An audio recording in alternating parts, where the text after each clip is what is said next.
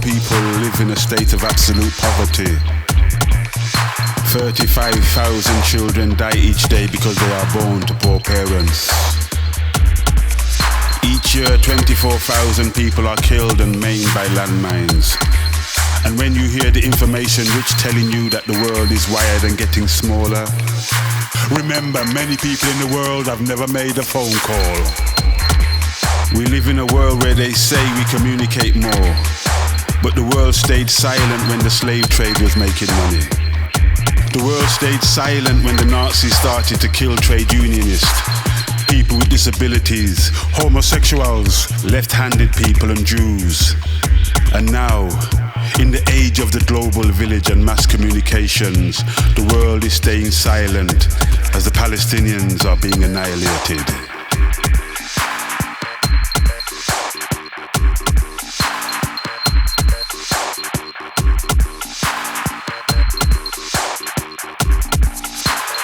Countries are isolated and starved of funds if they do not allow North American burgers to be sold on their high streets, or if they do not allow the World Bank and the International Monetary Fund to dominate and control their poor farmers.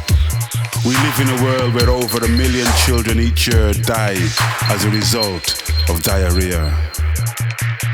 In this world, millions of women spend several hours each day collecting water.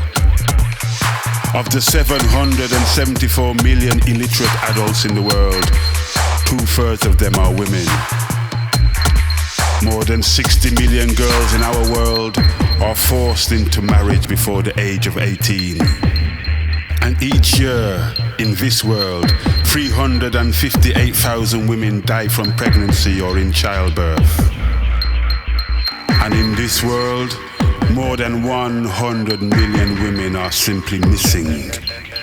Remember, these women are not even counted. We live in a world where each year multinational oil companies spill oil on the planet, damaging the earth for years to come. In this world, governments back the oil companies and not the planet. To get the oil in this world, young women and men are sent to fight phony wars.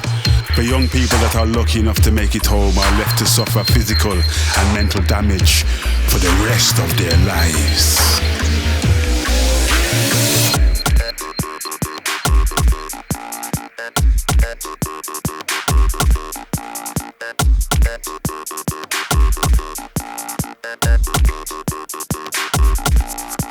We live in a world where people in uniform can kill innocent people in the knowledge that the corrupt system will protect them. Where whistleblowers that expose corruption, misconduct and illegal activities in governments and faceless organizations become the ones who are persecuted and hunted down.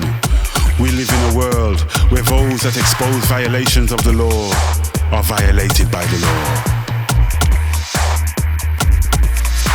We live in a world where much of our productive land is given over to cows that are made into the burgers that make some people rich and other people sick.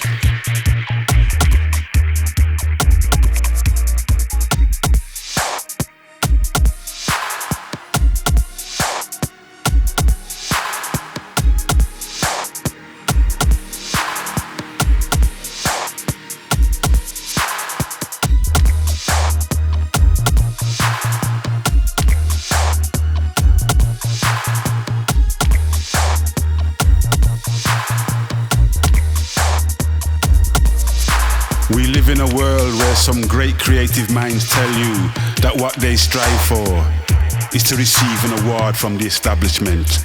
So then the establishment will tell you that these artists are their friends, in the knowledge that these artists are now on their side and not on the side of the people who want to overthrow the establishment.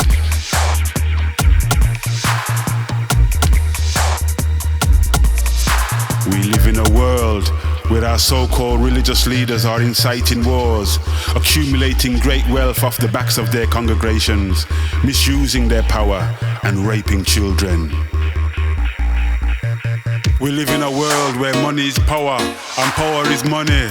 We live in a world where the rich get richer and the poor get poorer, and the rich who have everything still want more. You don't have to be a conspiracy theorist to see that it's a corrupt world.